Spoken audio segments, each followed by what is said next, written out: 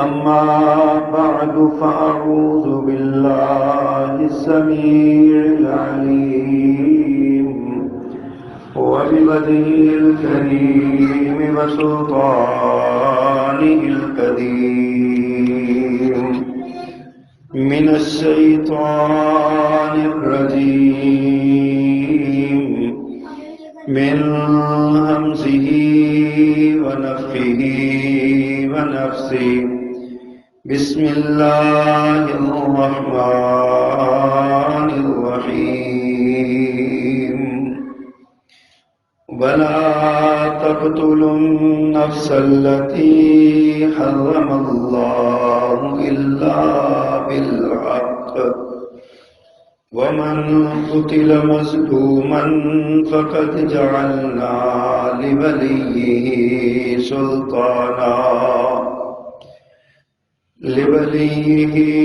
سلطانا فلا يسرف في القتل إنه كان منصورا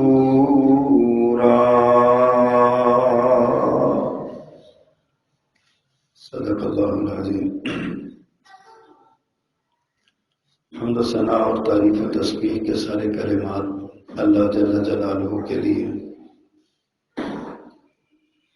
جو اکیلا ہی اس ساری کائنات کا بلا شرکت غیر یکتا و تنہا مالک و مختار ہے، اور درود و سلام امام الرسل خطیب الانبیاء سید ولد آدم رسول محتشم نبی معظم امام الہدا رسول خدا جناب محمد الرسول اللہ صلی اللہ علیہ وآلہ وصحبہ وسلم کی ذات والا صفات کے لیے مختصر کلمات حمد و صلات کے بعد 15ویں پارے میں سورہ بنی اسرائیل، جس کا دوسرا نام سورۃ الاسراء بھی ہے، اس میں اللہ تعالیٰ نے انسانی زندگی اور انسانی معاشرے کی اصلاح کے بہت سارے پہلو انتہائی جامع انداز میں بیان فرمائے۔ بر صغیر میں جماعت کے بہت بڑے عالم، اسلام کے عظیم ترجمان، مناظر اسلام حضرت مولانا ثناء اللہ امرتسری رحمۃ اللہ علیہ، ان کو ایک مقالے کی دعوت دی گئی، اس کا عنوان تھا مجھے میرا مذہب کیوں پیارا ہے،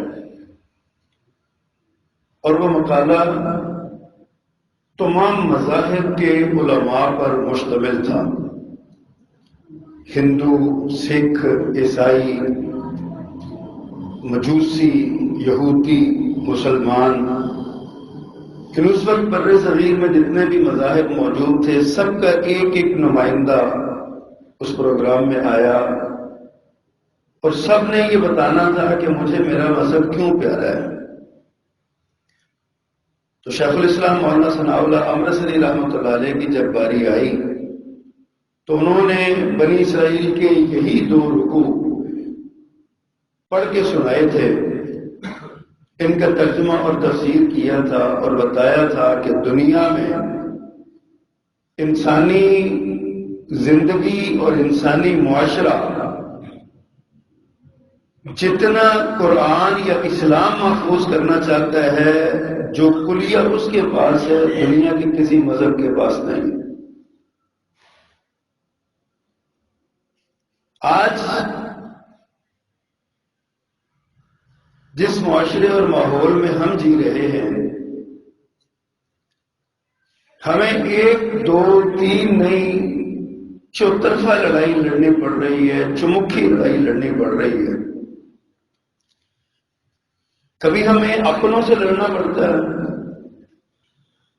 کبھی اپنوں کے روپ میں بیگانے جو بیٹھے ہیں ان سے لڑنا پڑتا ہے، اور کبھی بیگانوں سے لڑنا پڑتا ہے۔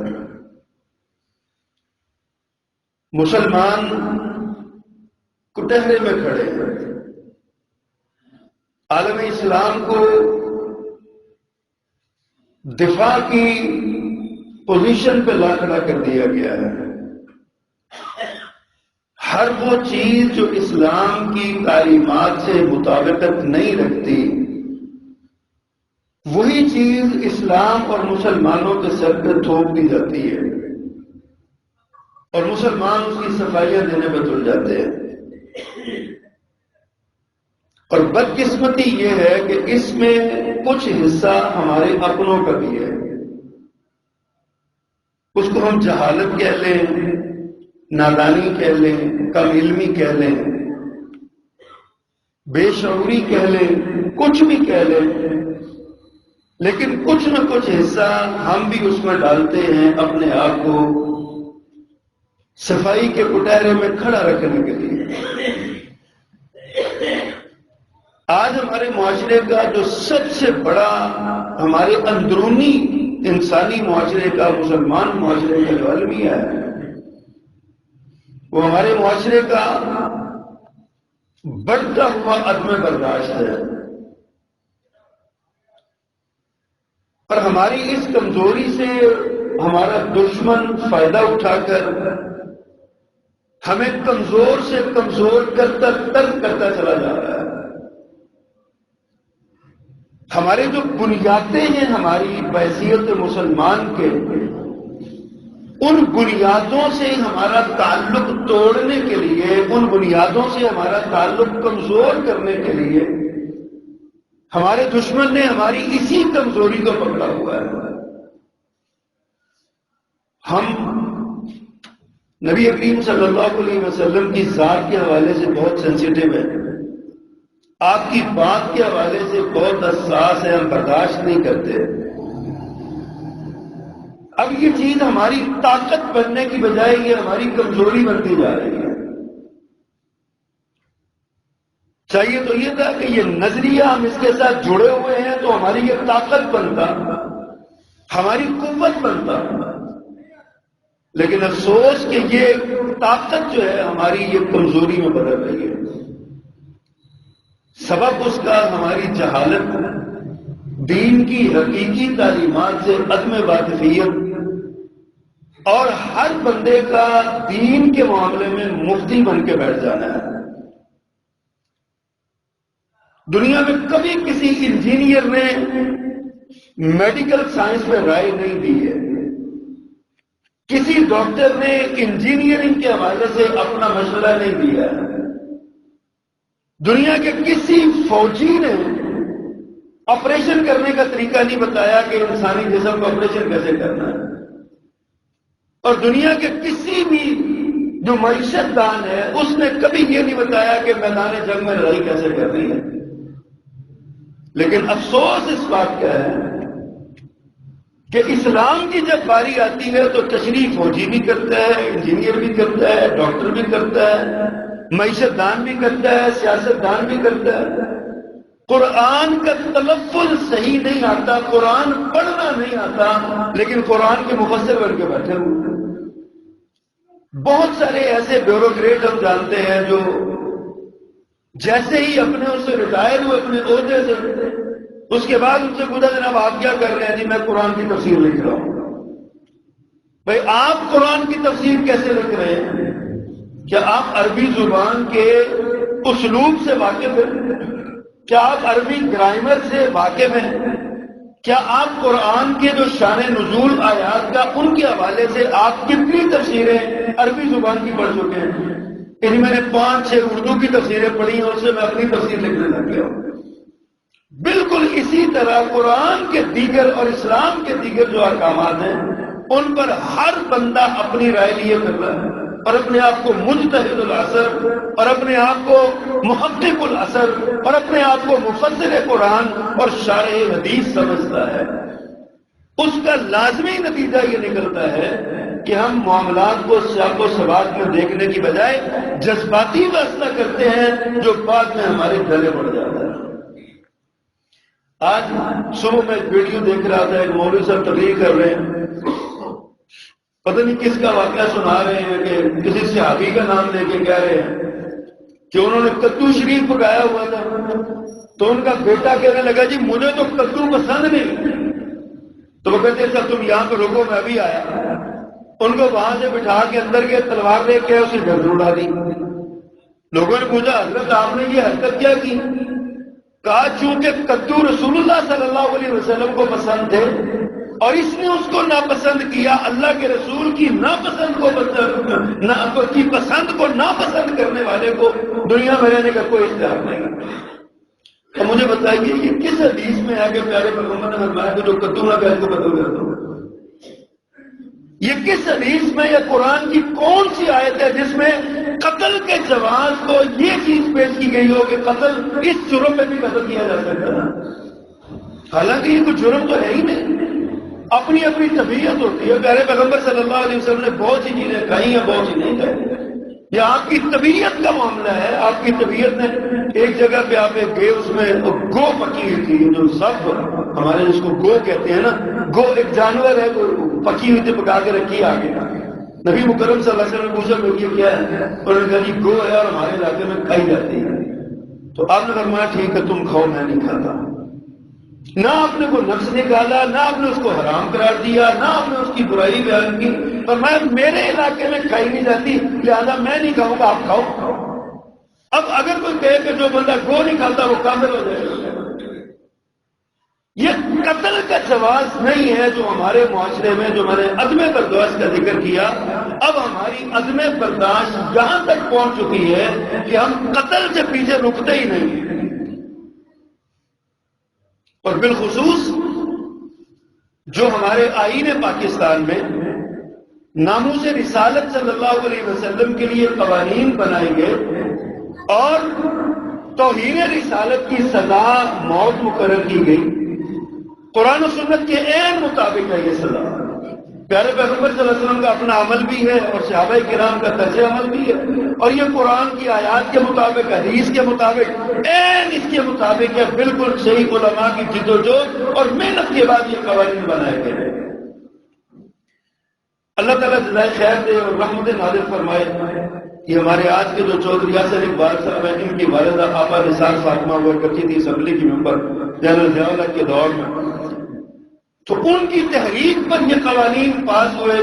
اسماعیل ایڈوکیٹ تھے, انہوں نے سپریم کورٹ کے ذریعے کچھ قوانین کو بنوایا اور یہ قوانین آئین پاکستان میں درج ہوئے اور ہر توہین رسالت کرنے والے کے لیے سزا مقرر ہو گئی, موت کی سزا. فطرت کے بھی مطابق ہے, آئین کے بھی مطابق ہے, اسلام کے بھی مطابق ہے, کوئی رکاوٹ نہیں. لیکن اب اس قوانین کو کمزوری ہماری کیسے بنا دیا گیا کہ جاہل لوگوں کے ہتھے یہ قانون چلا. ہر وہ بندہ جس سے نظریے کا اختلاف ہے, رائے کا اختلاف ہے, اس کو گستاخ قرار دیا اور اس کو مقدمہ کروا دیا. یہ تو رسالت کر رہا ہے, یہ گستاخی رسالت کا ارتکاب کر رہا ہے. ہمارے اس عدم برداشت نے آج ساری دنیا میں ہمیں کٹہرے میں کھڑا کر رکھا ہے. گزشتہ جمعہ میں حیران ہوں, گزشتہ جمعہ جو سیالکوٹ میں واقعہ ہوا, کیسے عجیب وہ مسلمان تھے. عین جمعے کے وقت جب لوگ خطبہ جمعہ سن رہے تھے وہ وہاں پہ اپنے ہی ہاتھ شروع کر کے بیٹھے ہوئے تھے. انہوں نے اپنے ہی ہاتھ شروع کیا ہوا تھا. لوگ جمعہ پڑھ رہے تھے اور وہ ادھر ایک بے گناہ کو یا ایک جس کا جرم عدالت میں ثابت ہی نہیں ہوا اس کو پکڑ کے مار رہے تھے. اور سارے کہہ رہے تھے ہم اسلام کے مجاہد ہیں. سارے ایک حدیث انہوں نے جملہ ایک پڑا ہوا, من سب نبی فقتلوا. اللہ کے رسول نے فرمایا جو نبی کو گالی دے اس کو قتل کر دو. کس حدیث میں یہ حدیث لکھی ہوئی؟ حدیث کی کس کتاب میں؟ علماء سے پوچھ کے تو دیکھو کہ اس حدیث کی سند کیسی ہے, یہ حدیث قابل عمل بھی ہے کہ نہیں, حدیث ہے بھی کہ نہیں ہے. لیکن ایک جملہ بس چلا دیا زبان پر اور آگے سے تو سن سنا کے سن ہوئے پڑے اور اسی کو عقیدہ بنا کے لگے ہوئے. میں نے اس کیا کہ پیارے پیغمبر صلی اللہ علیہ وسلم کے گستاخ کو زندہ رہنے کا حق نہیں ہے, لیکن اس کی زندگی چھیننے کا کسی عام آدمی کو اختیار نہیں ہے. اس بات کی ہمیں سمجھ نہیں آتی. یہ عدالت کے فیصلے ہیں، یہ حکومت کا، عدالت انتظامیہ کا کام ہے کہ جرم ثابت کرے، عدالت کا کام ہے جرم ثابت ہونے کے بعد سزا کا اعلان کرے، اور پھر حکومت کا کام ہے کہ اس سزا پر عمل درآمد کروائے۔ اس میں عام آدمی کہاں ہے؟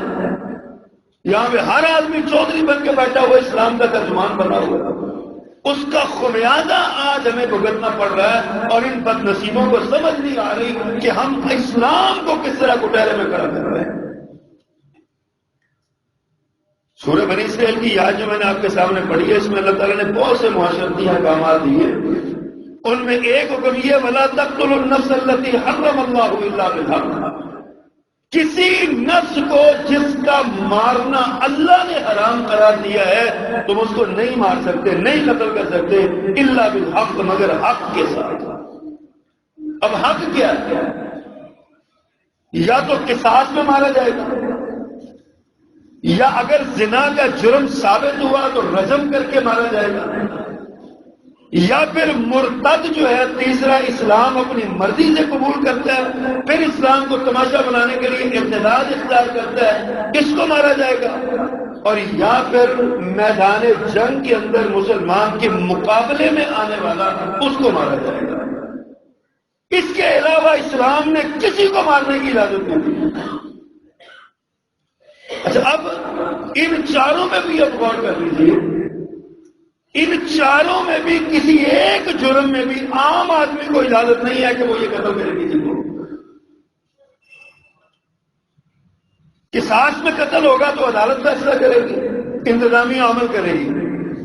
ارتداد میں فیصلہ ہوگا تو عدالت، شرعی عدالت فیصلہ کرے گی اور انتظامیہ عمل کرے گی۔ زنا میں ملوث ہوگا، جرم ثابت ہوگا، یا تو خود اقرار کرے، یا چار عینی گواہ مسلمان جو عین حالت بدکاری میں اس کو دیکھ کے وہ اس کے بارے میں گواہی دیں گے اس نے حرکت کرتے ہوئے دیکھا ہے، پھر بھی عدالت فیصلہ کرے گی، انتظامیہ سزا سنائے گی۔ اور اگر میدان جنگ میں ہے تو جنگ کا فیصلہ حکومت نے کرنا ہوتا ہے، سپاہی حکومت کے نمائندے ہوتے ہیں، وہ حکومت کی طرف سے دشمن سے لڑتے ہوئے اس کے دشمنوں کو ماریں گے، سپاہیوں کو ماریں گے۔ اس میں عام آدمی کہاں کھڑا ہے؟ ہر آدمی قانون ہاتھ میں لے رہا، ہر آدمی قانون ہاتھ میں لے رہا، ہر آدمی قانون ہاتھ میں لے رہا۔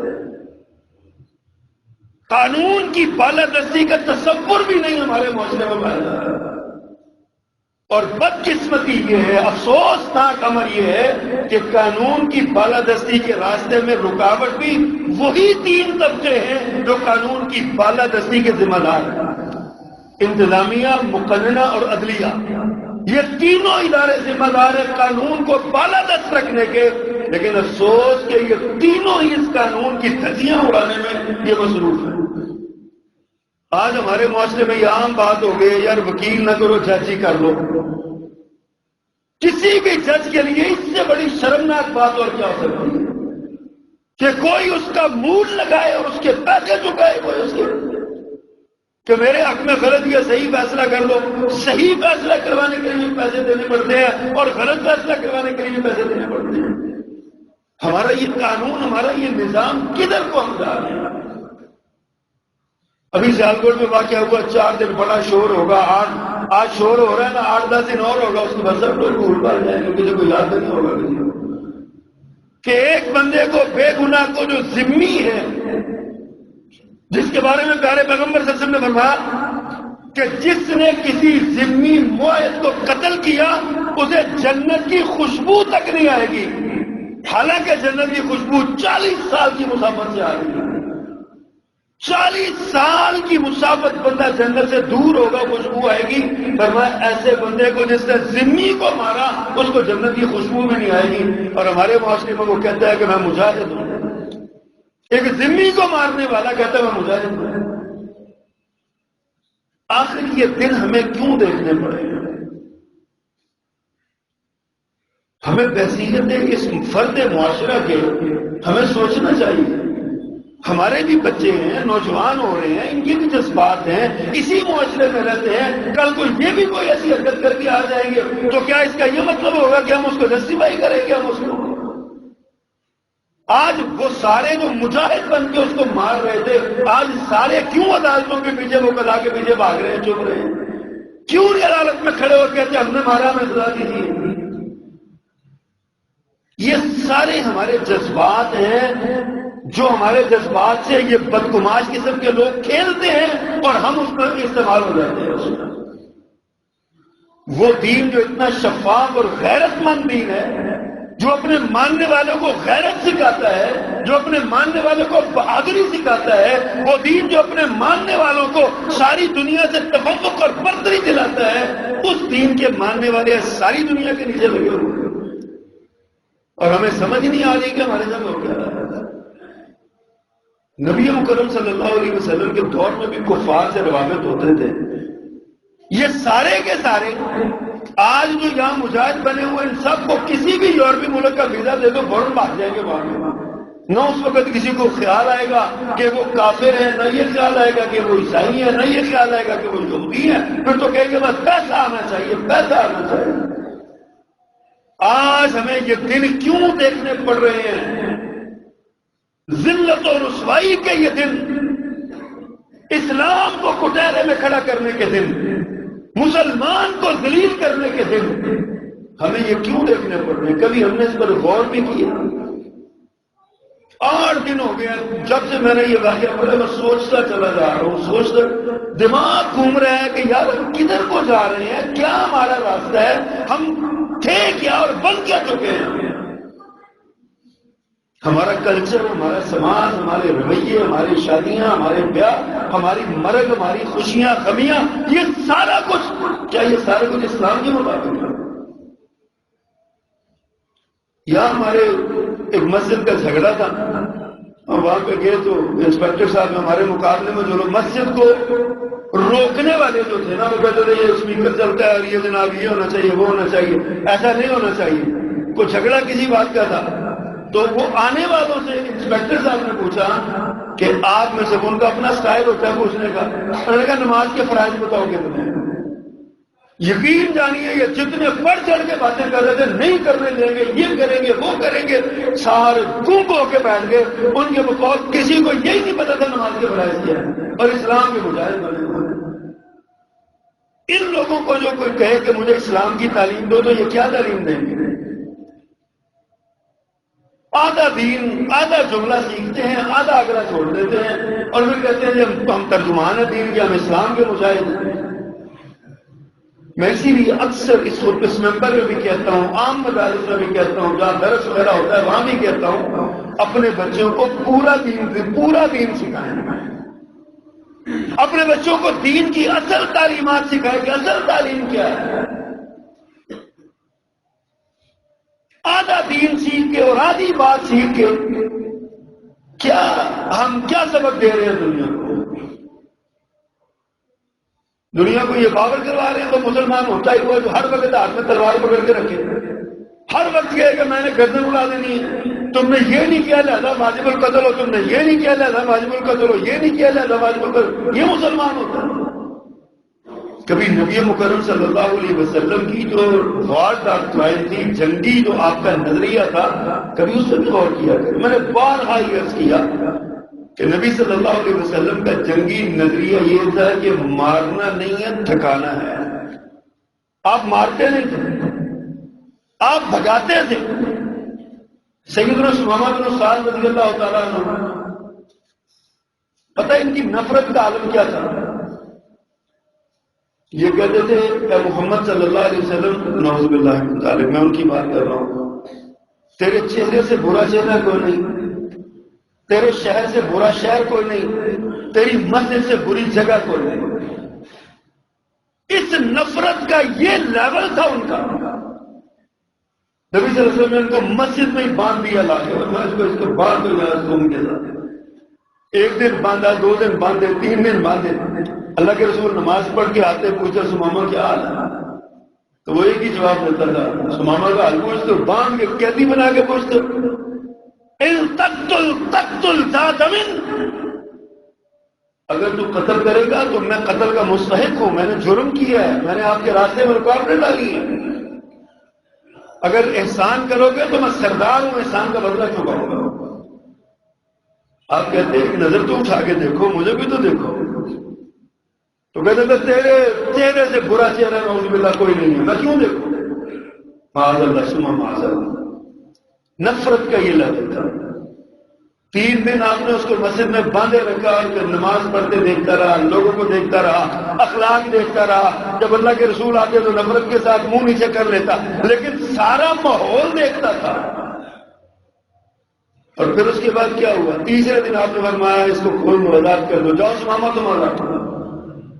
سیرت نگار لکھا جب اللہ کے رسول نے اس کی آزادی کا اعلان کیا نا کہ جاؤ تم آزاد ہو، تو ایسے ایک جھٹکا سا لگا، اور اس جھٹکے میں میرے پیغمبر کے چہرے پہ ایک نظر پڑی ہے، اور پھر میرے پیغمبر کا چہرہ جس نے دیکھا پھر وہ کہیں جاتا ہے؟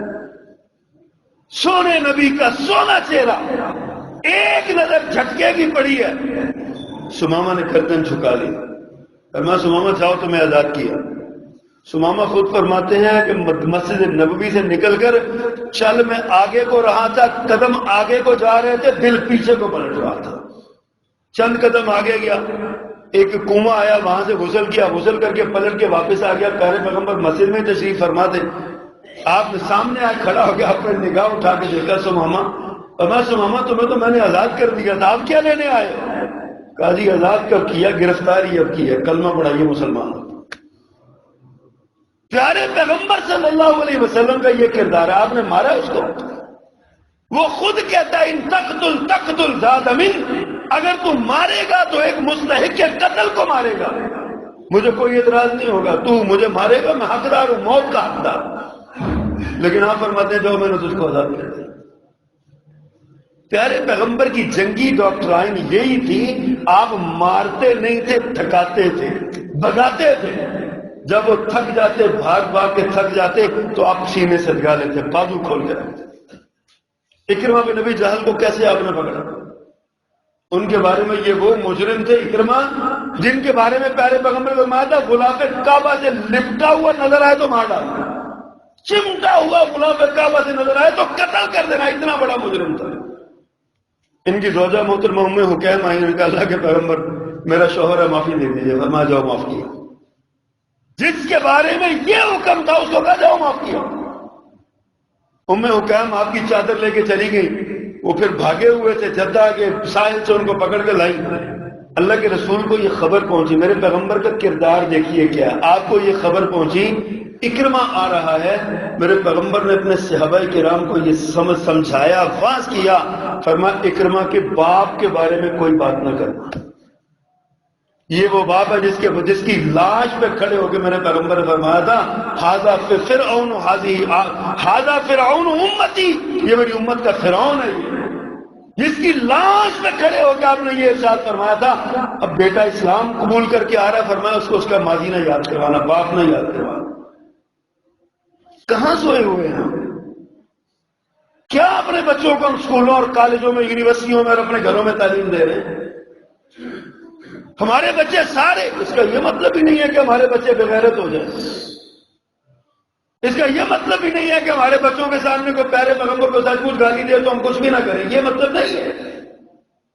مطلب اس کا یہ ہے کہ اپنے بچوں کو یہ تعلیم دیں کہ دین کا علم پورا سیکھیں، اور اگر خدا نہ خواستہ کوئی ایسی بات ہو تو آپ اس مجرم کو عدالت تک پہنچائیں۔ آپ کا کام صرف اتنا ہے، بفرض محال عدالت نہیں بھی سزا دیتی تو ہم ذمہ دار نہیں ہیں، عدالت جانے، جج جانے اور رب جانے، ہمیں اس سے کیا ہے؟ اسلام نے ہمیں قطعاً اجازت نہیں دی ہے کہ قانون اپنے ہاتھ میں لے کے ہم کسی کو سزا دیں، کسی بھی صورت میں، کسی بھی حوالے سے۔ بنو خزیمہ ایک قبیلہ تھا، اس میں نا حضرت خالد بن ولید رضی اللہ تعالی عنہ کو بھیجا اللہ کے رسول نے ایک مہم کے لیے، فرمایا جاؤ اور جا کے نا وہاں کے لوگوں کو لڑائی کرو۔ یہ وہاں پہنچے تو ان لوگوں نے نا اسلم نہ کہنا تھا اونچی آواز میں، کہ مسلمان ہیں مسلمان ہیں، لیکن ان کو نہ یہ نہ کہنا آیا۔ اس وقت عرب میں یہ بات مشہور تھی، جو بھی اسلام قبول کرتا نا اپنے باپ دادا کا مذہب چھوڑتا، اس کو کہتا ہے یہ سابی ہو گیا۔ سابی کا معنی بے دین ہو گیا، کہ یہ اپنے باپ دادا کا دین چھوڑ گیا، اس کو یہ کہتے تھے۔ اب ان کو اسلمنا تو کہنا نہ آیا ان لوگوں کو، انہوں نے یہ کہا ہم بے دین ہو گئے، سابی ہو گئے، سابی ہو گئے، ہم سابی ہو گئے۔ حضرت خالد بن ولید رضی اللہ تعالیٰ عنہ سمجھے کہ یہ کہتے ہیں کہ مسلمان نہیں ہوئے، یہ سمجھ کی غلطی تھی صرف۔ حضرت خالد نے پکڑ کے ان کو مارا بھی، قیدی بھی بنایا اور سب کو قیدی بانٹ دیے، اور جب قیدی بانٹ دیے تو اگلے دن کہا کہ اپنے اپنے قیدی مار ڈالو سارے، یہ مجرم ہے، اسلام کے مجرم ہیں۔ بعض لوگوں نے کہا جی ہم تو نہیں ماریں گے، آپ امیر ہیں ٹھیک ہے، لیکن اللہ کے رسول صلی اللہ علیہ وسلم سے پوچھیں گے اب قیدیوں کو ایسے مارنا جائز ہے یا نہیں جائز ہے۔ اب رسول اللہ صلی اللہ علیہ وسلم تک بات پہنچی، پیارے پیغمبر کو سب یہ ساری یہ بات سمجھ آئی نا، اللہ اکبر۔ تو آپ نے پتہ کیا ارشاد فرمایا؟ آپ نے فرمایا اللہم انی ابرأ الیک مما صنع خالد۔ دو بار آپ نے یہ بات ارشاد فرمائی، اللہ میں تیرے حضور اس عمل سے بری ہوں جو خالد نے کیا۔ آپ نے مارا نہیں، آپ نے بگایا ہے، تھکایا ہے، یہ دین کی تعلیم ہے۔ اور ایک بندہ آپ کے درمیان بیٹھا ہے، اس کا جرم بھی کوئی نہیں ہے، اس سے ثابت بھی کچھ نہیں ہوتا، اور آپ کہتے ہیں نہیں چونکہ میں کہہ رہا ہوں لہذا مار ڈالو اس کو، اور مار ڈال دیں اس کو۔ چلے مار ڈالنے تک کی بات ہوتی تو کو سمجھ آتی، مار دیا دی، جذبات میں آگے سارا نکلا ہو گیا۔ اس کے بعد آگ لگانا، حال میرے اللہ، پیارے پیغمبر صلی اللہ علیہ وسلم نے دو ٹوک اور واضح انداز میں یہ تعلیم دی ہے۔ آگ کا عذاب آگ کے مالک کے سوا کوئی نہیں دے سکتا۔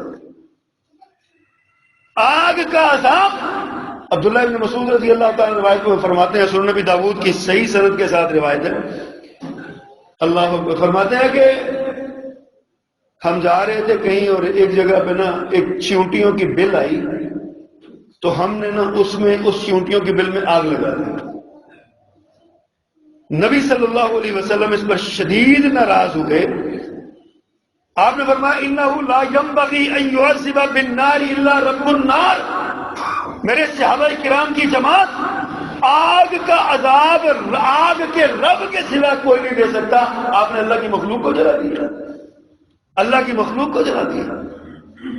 بلکہ حضرت ابو ہریرہ رضی اللہ تعالیٰ عنہ کی روایت ہے صحیح بخاری میں، فرماتے ہیں کہ سابقہ انبیاء میں سے کسی نبی کو نا ایک چیونٹی نے کاٹ لیا، وہ جسم پہ چل گئی ہوگی، کاٹ لیا اس نے۔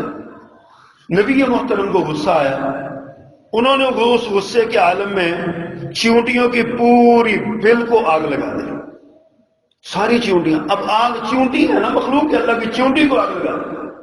حضرات سوچئے ذرا، انسان کو آگ لگانا، یہاں چیونٹی کی بات ہے، صحیح بخاری کی روایت، حضرت ابو ہریرہ روایت فرماتے ہیں تو نبی محترم نے کسی اس چیونٹی کی بل کو آگ لگا دی، ان کو اللہ نے وحی فرمائی۔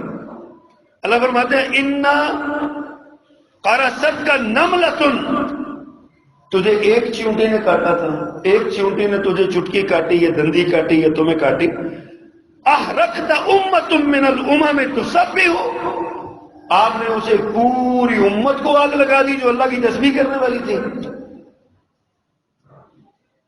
آپ اندازہ فرمائیں کہ چیونٹیوں کو اللہ نے فرمایا کہ یہ تسبیح کرنے والی میری امت، میری مخلوق ہے، ایک قوم ہے تسبیح کرنے والی، تم نے ان کو آگ لگا دی۔ کس کو کہا؟ اللہ نے اپنے نبی کو کہا۔ کسی کو اختیار نہیں ہے، کسی کو، نبی کو بھی اختیار نہیں ہے کسی کو آگ میں جلائے جائے۔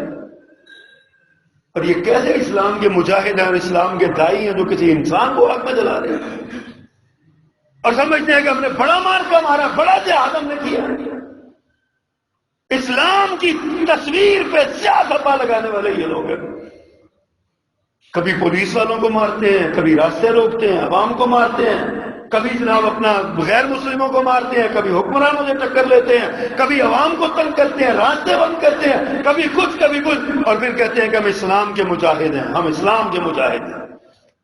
حضرات یہ کوئی جہاد نہیں ہے، یہ جہاد کو بدنام کرنے کی سازش ہے، یہ ملکی آئین میں موجود قوانین ناموس رسالت کو ختم کرنے کی سازش ہے۔ ساری دنیا جانتی ہے ان کو کن مقاصد کے لیے لایا گیا تھا، بنایا گیا تھا، کبھی کسی حکومت کے خلاف، کبھی کسی حکومت کے خلاف، کبھی کسی حکومت کے خلاف۔ یہ طبقہ ہے جاہلوں کا طبقہ، کم علموں کا طبقہ، بے علموں کا طبقہ، جن سے صرف جذبات کو جو ہے نا وہ ابھارا جاتا ہے، جن کے اور جذبات کو استعمال کیا جاتا ہے۔ اللہ فرماتے ہیں کہ کوئی جان بغیر حق کے قتل نہ کرو، نہ حق کسی کو قتل نہ کرو. اور ہم پکڑ کے مار دیتے ہیں، ہم کہتے ہیں کہ بڑا مار کا ہم نے مارا، اور پھر بڑے فخر کے ساتھ سیلفیاں لیتے ہیں اور ٹی وی پہ بیان دیتے ہیں آ کے کہ جناب ہم نے اس کو باطل جہنم کر دیا. بھئی آپ کے پاس کیا اختیار ہے؟ وہ حدیث میں آتا ہے نا، ایک آدمی نے دو دوست، ایک بڑا متقی پرہیزگار تھا اور ایک گناہ گار سا تھا، جیسا ایسے ہی بس گزارا کرتا تھا. یہ جو متقی، اللہ معافی دے، جن کو تقوی چڑھ جاتا ہے نا، جن کو، اللہ ہمیں معاف فرمائے، اللہ ہمیں تقوی نصیب فرمائے. تقوی، میرے آقا نے فرمایا تقوی ہا ہونا فاشار الی، آپ نے سینے کی طرف اشارہ کیا اور ہمیں التقوی ہا ہونا، التقوی ہا ہونا، التقوی ہا ہونا. تقوی یہاں پہ ہوتا ہے، یہاں پہ دل میں ہوتا ہے تقوی. ایک دل میں تقوی ہوتا ہے، اللہ وہ سب کو نصیب فرمائے. ایک تقوی چڑھ جاتا ہے، آنکھوں پہ چڑھ جاتا ہے، دماغ پہ چڑھ جاتا ہے، پھر بندہ آنکھوں سے اندھا اور دماغ سے بے بہرا ہو جاتا ہے. جن کو تقوی، اس کو تقوی چڑھ گیا، اس نے کہا اور تم نماز نہیں پڑھتے، تم فلاں نہیں کرتے، فلاں نہیں کرتے، اللہ کی قسم تم جہنم میں جاؤ گے. حدیث کے الفاظ ہیں. اللہ سبحانہ و تعالیٰ کو اس کا یہ جملہ اتنا ناپسند آیا، ایسے حالات بنے کہ وہ بندہ نیک ہو کے جنت میں چلا گیا، یہ آخر میں مرتد ہو کے جہنم میں چلا گیا. اللہ فرماتے ہیں میرا اختیار تو کیوں استعمال کرتا ہے؟ جس کو جو میرا اختیار ہے، میں رب العالمین ہوں، میرا اختیار ہے کسی کو جہنم میں بھیجنا یا کس کو نہیں بھیجنا. یہ بھی تو حدیث میں آتا ہے بندہ اتنے برے عمل کرتا ہے، اتنے برے عمل کرتا ہے کہ اس کی اور جہنم کے درمیان ایک بالش کا، ایک گٹھ کا فاصلہ رہ جاتا ہے. ایک قدم اٹھائے تو جہنم میں جاتا ہے. اللہ کی رحمت کی برکھا برس رہی ہے، کوئی ایسا عمل کرتا ہے وہ مر جاتا ہے، جنت میں چلا جاتا ہے. اور بسا اوقات ایسا بھی ہوتا ہے کہ ایک بندہ اتنے نیک عمل کرتا ہے کہ بالکل جنت کے دروازے پر کھڑا ہوتا ہے، ایک بالش فاصلہ ہوتا ہے جنت کا اور اس کا، قدم اٹھائے تو جنت میں جائے. لیکن کوئی ایسا عمل کرتا ہے کہ جو سارے عمل جائے اور وہ جہنم میں چلا جاتا ہے. میں نے عرض کیا تھا، ہمارے استاد فرماتے ہیں کہ عرب کے اندر ایک بہت بڑے ایک عالم مفسر قرآن تھا، حدیث کا بڑا استاد تھا، بہت بڑا. جب موت کا وقت آیا، اس نے سارے اپنے عزیزوں کارب کو اکٹھا کیا. سارے اکٹھے ہو کہتے ہیں مجھے پہچانتے ہو میں کون ہوں؟ انہوں نے کہا جی پہچانتے ہیں، آپ شیخ الحدیث ہیں، فلاں فلاں فلاں. انہوں نے کہا اچھا قرآن مجید لاؤ. قرآن مجید آیا، ہاتھ میں پکڑ کے پوچھا یہ کیا ہے؟ انہوں نے کہا اللہ کی کتاب ہے، آخری کتاب. کہا تم اس کو مانتے ہو؟ اس نے کہا مانتے ہیں. کہا میں اس کا انکار کرتا ہوں، میں نہیں مانتا، اور مر گیا. اتنا سا جملہ بولا کہ میں انکار کرتا ہوں، میں نہیں مانتا، اور مر گیا. میرے آقا کا فرمان سچا ہوا بندہ جنت کے کنارے پہ کھڑا ہوتا ہے، عین عمل کرتا ہے، جہنم میں جاتا ہے، داخل ہوتا ہے. بھئی ہمیں کس نے اختیار دیا کہ ہم ایسے اعمال کریں؟ مسجدیں ہماری ویران ہیں، نمازوں کے لیے ہم آتے نہیں ہیں، قرآن ہم سے پڑھا نہیں جاتا، تلاوت ہم کرتے نہیں، حدیث پڑھنے کے لیے ٹائم نہیں ہے، سیرت کی کتاب پڑھنے کے لیے ٹائم نہیں ہے. جو جہان کے گانے سننا ہمارا شغل بن چکا، ڈرامے دیکھنا ہمارا جو ہے نا وہ عادت بن چکی، ہر برا کام کرنا، دکان پہ بیٹھ کے کم تولنا، ترازو کم ماپنا، اور جناب سارا ڈنڈی مارنا، اور ایک دوسرے کو دھوکہ دینا، فراڈ کرنا، جھوٹ بولنا، سارے کام ہم کرتے ہیں. پھر ہم اسلام کے مجاہد بن کے کھڑے ہو جاتے ہیں. یہ اسلام ہے، یہ وہ اسلام ہے جو پہلے پیغمبر نے سکھایا تھا.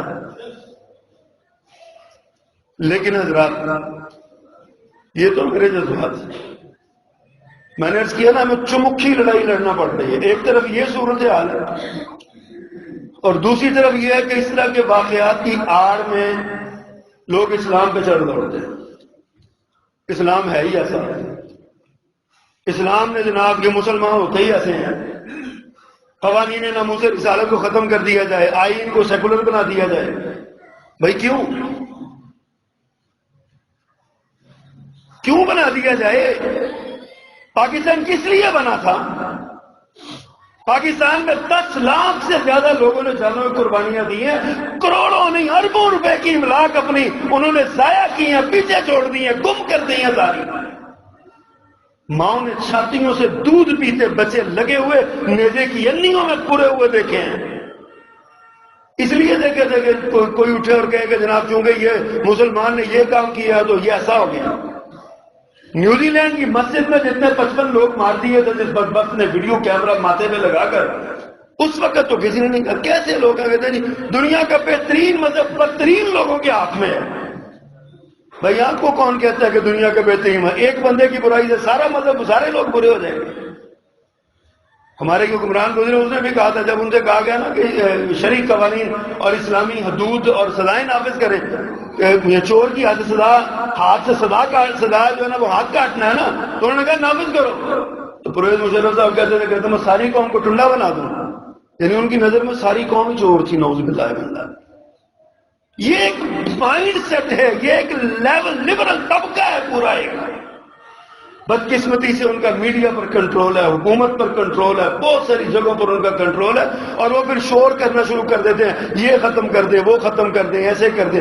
پچھلے دنوں ایک بڑا ٹرینڈ چلا تھا, انہوں نے کہا دنیا چاند پہ پہنچ گئی ہے اور جناب مولوی صاحب کو ابھی تک شلوار ٹخنوں سے اوپر نیچے رکھنے میں نہیں نظر آ رہا.